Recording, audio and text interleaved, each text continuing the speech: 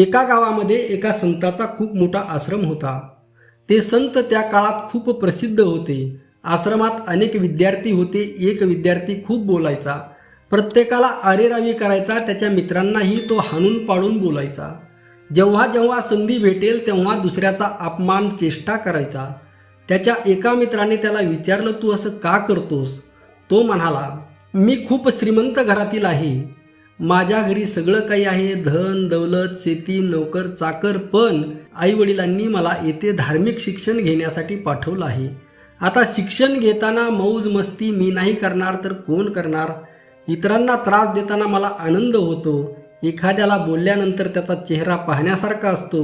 बिचारे विद्यार्थी आणि बिचारे गुरुजी. त्यावर तो मित्र काहीच बोलला नाही. त्याचा मित्र व काही विद्यार्थी मिळून एके दिवशी त्या संतापाशी गेले व त्यांना म्हणाले, गुरुजी, हा विद्यार्थी आम्हाला खूप त्रास देत आहे. तसा तो सगळ्यांनाच त्रास देतो, हमेशा बडबड बडबड सुरू असते त्याची, सारखं काही ना काही बोलायची सवयच आहे त्याला, झोपेत असेल तेवढाच शांत. गुरुजींनी ऐकून घेतलं. दुसऱ्या दिवशी गुरुजींनी सर्व विद्यार्थ्यांना बोलावून घेतलं व प्रत्येकाला काही ना काही संकल्प घेण्यास सांगितलं व तो संकल्प 1 महिना पाळायचा ही अट ठेवली.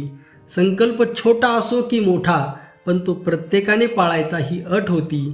काही विद्यार्थ्यांनी वेगवेगळे संकल्प केले तर काहींनी गुरुजींना विचारून संकल्प केला. तो बडबड्या विद्यार्थी गुरुजीला म्हणाला, गुरुजी, मला मोठा संकल्प द्या, कारण मी इतरांपेक्षा वेगळा आहे. गुरुजी म्हणाले, संकल्प लहान असो की मोठा, तो पाळणं खूप महत्त्वाचं आहे. तूच एखादा संकल्प सांग, मला नाही वाटत तू तो संकल्प पाळू शकतोस.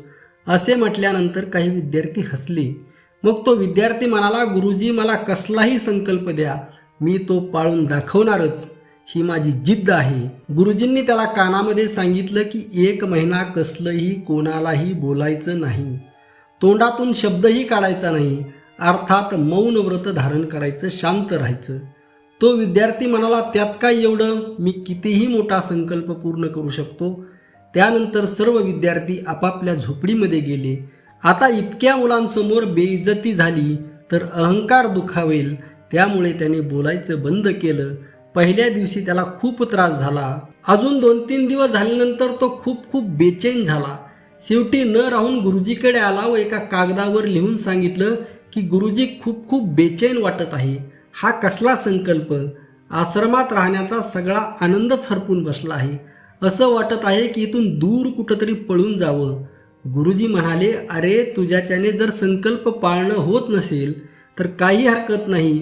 अनेक विद्यार्थ्यांनी त्यांचे संकल्प मोडले आहेत, तू सुद्धा तसं करू शकतो. संकल्प हा ऐच्छिक आहे, पाळावाच असा नियम नाही.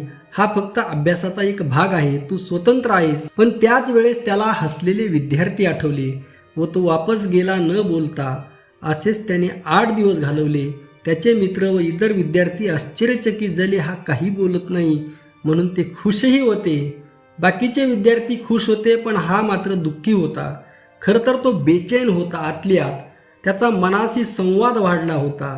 आतून अनेक आवाज येत होते, अनेक भांडणे सुरू होते, कलह सुरू होता, वादविवाद सुरू होता. त्याचं मन त्याला बोलत होतं. हे सगळं विचित्र होतं. काय होत आहे हे कोणाला सांगावं तर बोलायचंही नाही. असं करता करता 15 दिवस झाले. परत तो गुरुजींकडे गेला. त्याने परत एका कागदावर लिहून त्याची अवस्था सांगितली. गुरुजी म्हणाले, तुझ्यामध्ये परिवर्तन होत आहे. बाहेरचा संवाद बंद केल्याशिवाय तुला आतला आवाज ऐकू येणार नाही. तुझ्या आत एक मन आहे व त्या मनाशी तुझा संवाद सुरू झाला आहे. तुला हा अनुभव नवा आहे म्हणून तुला त्रास होत आहे. पण जेव्हा तू 1 महिना हा संकल्प पाळशील तेव्हा तुला त्याचं फळ नक्की मिळेल. त्याला वाटलं 15 दिवस तर झाले आहेत, उरले 15 दिवस. तो वापस गेला. खूप बेचैन होता. मनात प्रश्नांचं काहूर माजलं होतं, पण उत्तर सापडत नव्हतं. व एके दिवशी सकाळी कोणालाही न सांगता तो आश्रम सोडून निघून गेला. अगोदर वाटलं फिरायला गेला असेल, पण संध्याकाळ झाली तरी तो परतला नाही. जवळपास शोध घेण्यात आला, पण कुठेही सापडला नाही. दुसऱ्या दिवशी जंगलात त्याचा शोध घेण्यात आला, पण तो काही सापडला नाही. विद्यार्थ्यांना वाटलं की तो घरी निघून गेला असेल, पण गुरुजी शांत होते. ते म्हणाले, काळजी करू नका, तो 1 दिवस परत येईल. असं करता करता 1 महिना पूर्ण झाला. व तो विद्यार्थी बरोबर 1 महिन्यानंतर परत आला. एकदम शांत निर्विकार दिसत होता. त्याला पाहून सर्व विद्यार्थी गोळा झाले. सगळे आश्रमात आले. गुरुजी बसलेले होते. त्याने गुरुजींचं दर्शन घेतलं. गुरुजी म्हणाले, आता बोल, तू तुझा संकल्प पूर्ण केला आहेस. पण त्याच्या चेहऱ्यावर संकल्प पूर्ण करण्याचा कसलाच अहंकार नव्हता. अगदी निर्विकार झाला होता तो. गुरुजी म्हणाले, बोल, कुठं गेला होतास, काय झालं? तो म्हणाला, खूप बेचैन झालं होतं. इतके विद्यार्थी सगळे एकमेकांशी बोलत होते, खेळत होते आणि मी एकटाच गप्प. आतून मनात अनेक प्रश्न निर्माण होत होते. माझं मन बेचैन झालं होतं. त्यासाठीच मला एकांतात जाण्याची इच्छा झाली. त्यासाठी मी जंगलात वाट शोधत गेलो. एके ठिकाणी मला सुंदर पाण्याचा झरा व जवळच फळांची अनेक झाडे दिसली. म्हटलं, आपला संकल्प पूर्ण होईपर्यंत येथच राहावं. खूप एकांत होता व मनात जी बेचैनी होती तिच्यासोबत संवाद सुरू झाला. अनेक प्रश्न मनात येत होते, त्याची उत्तरे मिळत गेली. मन अगदी शांत व्हायला सुरुवात झाली. बेचैनी गायब होत होती व मनाची अवस्था, तुका म्हणे होय मनासी संवाद, आपुलाची वाद आपणासी, अशी झाली होती. एकांतवासात ही सुख असतं, एकांतवासात ही संवाद असतो हे अनुभवलं. आपल्या आतही एक संसार आहे, एक जीवन आहे हे अनुभवायला येत होतं व बाहेरची पीडा, धावपळ, ईर्ष्या, द्वेष, अहंकार हे सगळं मिथ्या आहे हे अनुभवायला येत होतं. व 1 महिना पूर्ण झाल्यानंतर बरंच मन अगदी शांत झालं होतं. मला माझ्या सर्व प्रश्नांची उत्तरे मिळाली आहेत. वास्तविक मी हे माझं मोठेपण सांगण्यासाठी आलो नाही.